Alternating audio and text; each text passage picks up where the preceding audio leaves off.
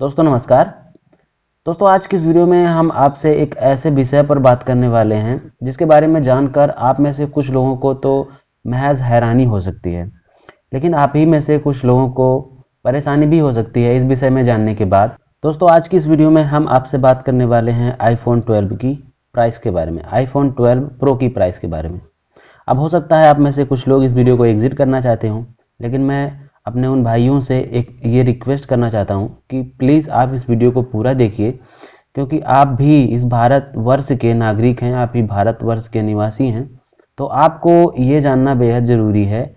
इस बात की जानकारी आपको होनी चाहिए कि क्यों भारत के रहने वालों को अन्य देशों की अपेक्षा आईफोन खरीदने के लिए दुगनी कीमत चुकानी पड़ रही है, कि क्यों 73,000 रुपये के फ़ोन को भारत के निवासियों को 1,20,000 रुपये भरना पड़ रहा है उसको खरीदने के लिए।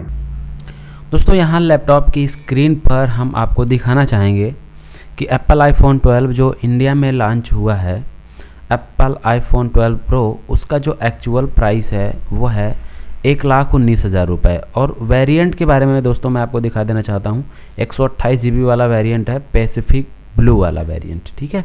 Pacific blue 128 GB internal memory वाला एप्पल आईफोन 12 प्रो 1,19,000 रुपये का है इंडिया में। साइट के बारे में आपको दिखा देना चाहता हूँ। यहाँ पर एड्रेस बार में आप देख सकते हैं apple.com/in, यानी कि ये जो साइट है वो एप्पल की ऑफिशियल साइट है इंडिया के लिए जो बनाई गई है। यहाँ पर आपको फिर से दिखा देना चाहता हूँ कि 128 GB वाला Pacific blue Apple iPhone 12 pro variant India में 1,19,000 रुपये का है। और वहीं दूसरी तरफ हम चलते हैं सऊदीया अरब की एक बेहद मशहूर ई मार्केटिंग साइट noon.com पे, और वहाँ पर जो एप्पल आईफोन 12 प्रो सेम उसी वेरिएंट यानी पैसिफिक ब्लू और 128 GB इंटरनल मेमोरी वाला जो वेरिएंट है उसका जो प्राइस है 3609 AED, यानी कि सऊदीया अरब की करेंसी के हिसाब से 3609 करेंसी उसकी वैल्यू है।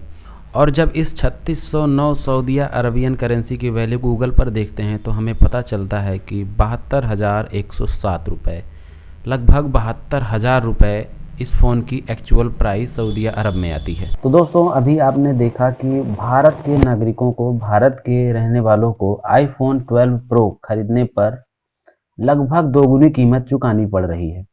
यानी कि जिस फ़ोन की कीमत बाहर देशों में, सऊदीया अरब में या फिर अन्य अमेरिका जैसे देशों में 70 से लेकर 73,000 रुपये पे करना पड़ता है वहाँ के खरीदारों को, लेकिन यहाँ दोस्तों हिंदुस्तान में उसी फ़ोन को खरीदने के लिए 1,20,000 रुपये देने पड़ते हैं। अब दोस्तों हम लोगों को ये जानना बेहद ज़रूरी हो जाता है कि आखिर आईफोन 12 प्रो की प्राइस इतना ज़्यादा पे करना पड़ता है यहाँ के रहने वालों को, भारत के रहने वालों को, उसका अहम कारण क्या है।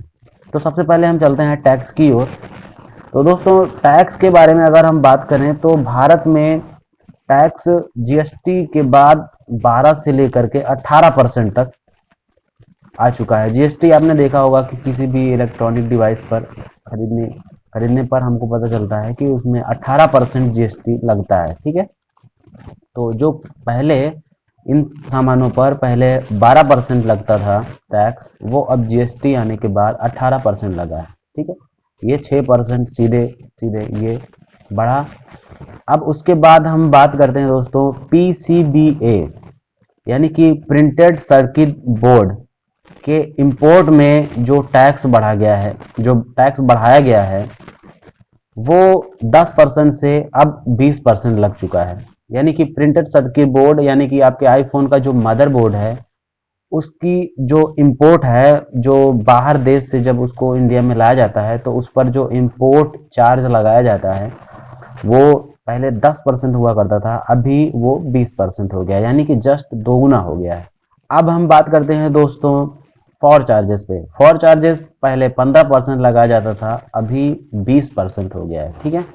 ये सब मिला करके टैक्स जो बढ़ाया गया है वो आप अच्छे तरीके से समझ सकते हैं कि 10 से 20 हुआ है, 12 से 18 हुआ है और 15 से 20 हुआ है। तो इस तरीके से कई सारे टैक्स कंपनी को पे करने पड़ते हैं, जिसकी वजह से इसकी प्राइस जो है वो 70, 72, 73,000 रुपए से इंडिया में पहुंचते पहुंचते इसकी कीमत 1,20,000 रुपए हो जाती है। अब दोस्तों हम आपसे इस विषय पर बात करना जरूरी हमने इसलिए समझा क्योंकि दोस्तों हम सबको पता है कि जिस फ़ोन की वैल्यू 73,000 रुपये है, 70,000 रुपये है, उसको भारत के नागरिकों को भुगतना पड़ रहा है 50,000 रुपये ज़्यादा।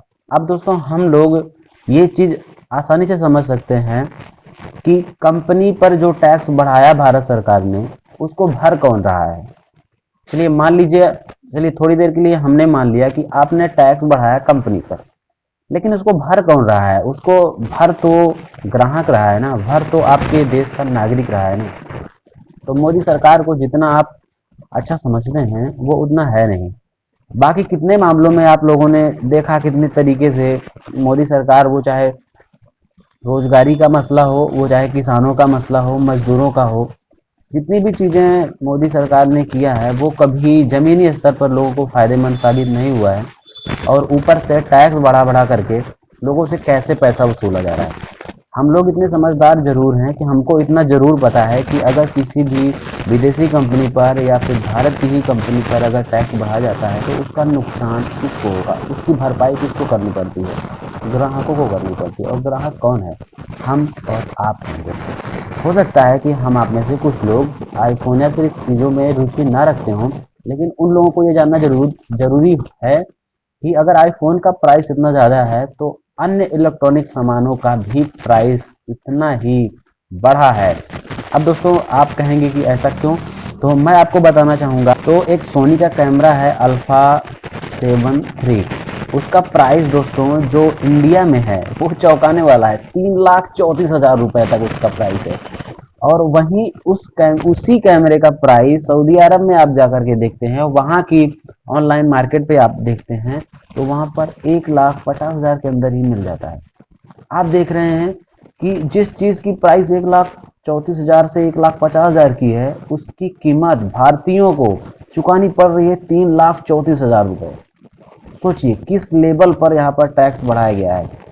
चलिए एक क्षण के लिए हम लोग ये मान लेते हैं कि आईफोन पर थोड़ा सा टैक्स बढ़ाया गया, लेकिन वो ग्राहकों से ज़्यादा पैसा वसूल रहा है, ठीक है। लेकिन अगर देखा जाए तो आईफोन पर जो टैक्स लिया जा रहा है, वो जो लिया जा रहा है उसको तो कंपनी जान रही है, हम आप परसेंटेज के हिसाब से ही समझ सकते हैं। लेकिन दोस्तों हम देखते हैं कि आईफोन की प्राइस सऊदी अरब में 73,000 रुपये है और इंडिया में आकर के उसकी प्राइस 1,20,000 हो जाती है, यानी कि अप्रॉक्सीमेट 50,000 रुपये बढ़ा हुआ है, ठीक है।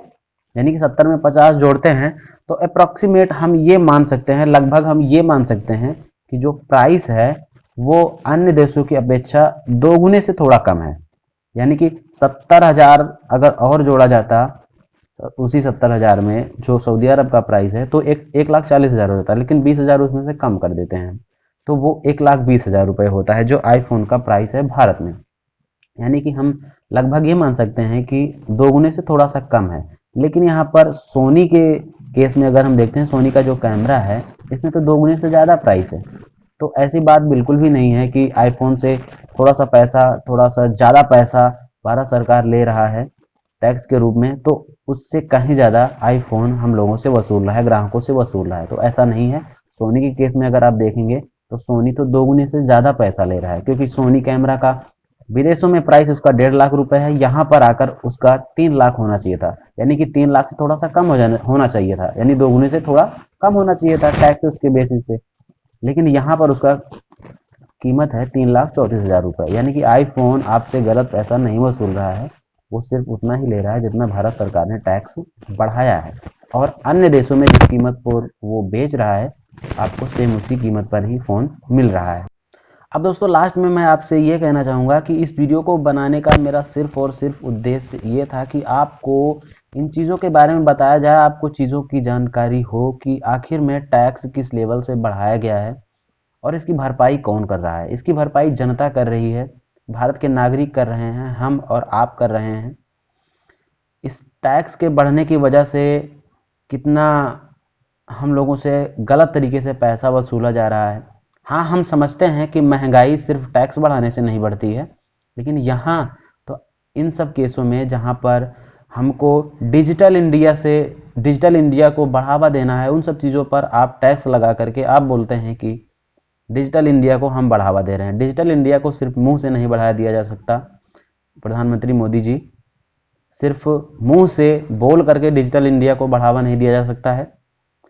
हम समझते हैं कि आप कम से कम टैक्स में थोड़ी सी छूट देकर ग्राहकों को थोड़ा सा राहत दीजिए, तब हम समझेंगे कि आप डिजिटल इंडिया को बढ़ावा दे रहे हैं। और दोस्तों, आप लोगों को ये सब चीज़ें तो समझ में आ ही रही होंगी, ज़्यादा कुछ इस विषय में कमेंट करना ठीक नहीं है।